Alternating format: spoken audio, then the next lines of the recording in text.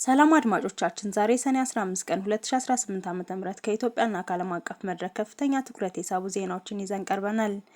የሰባተኛው አጠቃላይ ምርጫ ውጤት ይፋ ተደረገ።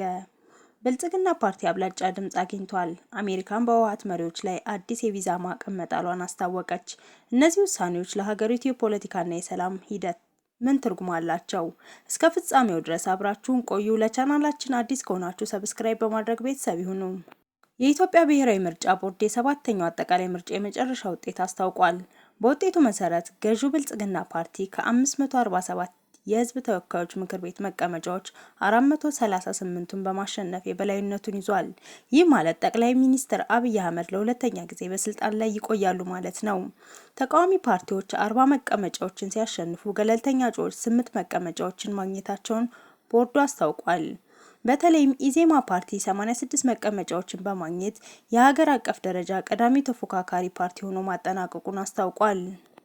አሜሪካ በህወሓት መሪዎች ላይ የቪዛ ማዕቀብ ጣለች።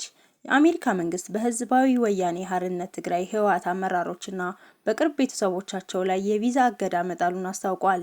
ይህ እርምጃ በኢትዮጵያ ሰላምና መረጋጋት ላይ አሉታዊ ተጽዕኖ እንዳላቸው የሚታመኑ ግለሰቦች ላይ የተመሰረተ ነው። ይህ እርምጃ በተለይ በትግራይ ክልል ውስጥ ከህወሓት ጋር በተፈጠረው ውጥረት ውስጥ ሲወሰድ ከፍተኛ ትኩረት አግኝቷል። በኢትዮጵያ የማኑፋክቸሪንግ ዘርፍ እድገትና ፈተናዎች የኢንዱስትሪ ሚኒስቴር ኢትዮጵያ ታምርት ንቅናቄን አስመልክቶ አዳዲስ አፈጻጸሞችን አስታውቋል። በዋና ከተማው የሚገኙ የኢንዱስትሪ ፓርኮችና የግል አምራቾች ያጋጠሟቸው ያሉትን የጥሬ ዕቃና የውጭ ምንዛሬ ምርቶችን ለመቅረፍ ከብሔራዊ ባንክ ጋር አዳዲስ ስምምነቶች መደረጋቸውን ገልጿል። ይህ የምርት አቅምን ከፍ ለማድረግ እንደሚያስችል ጠቁሟል። ነገር ግን ኢኮኖሚው እንደ የኢኮኖሚ አሻጥር፣ ሌብነትና ምርት ስወራ ባሉ ከፍተኛ ፈተናዎች እየተዋጠ መሆኑን ጠቅላይ ሚኒስትሩ ቀደም ብለው አስታውቀዋል። የአሜሪካና የኢራን ድርድር አበረታች ሆኖ ተገባደደ።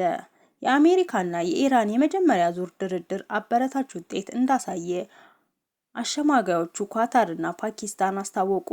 ከፍተኛ ደረጃ ላይ ያለ ኮሚቴ በ60 ቀናት ውስጥ የመጨረሻ ስምምነት ላይ ለመድረስ ፍኖተ ካርታ ላይ ተስማምቷል። ይህ የድርድሩ እድገት ለመካከለኛው ምስራቅ ዘላቂ ሰላም ወሳኝ እርምጃ መሆኑን ተገልጿል። የዛሬውን ሰኔ 15 ቀን 2018 ዓ.ም ትኩስ መረጃዎች በዚሁ አጠናቀናል። በምርጫው ውጤትና በአሜሪካዋ ማዕቀብ ላይ የእናንተ አስተያየት ምንድን ነው? በኮሜንት መስጫው ላይ ያጋሩን። ቪዲዮውን ከወደዳችሁት ላይክ እና ሼር ማድረጋችሁ እንዳትረሱ። በቀጣይ ፕሮግራም እስከምንገናኝ መልካም ጊዜ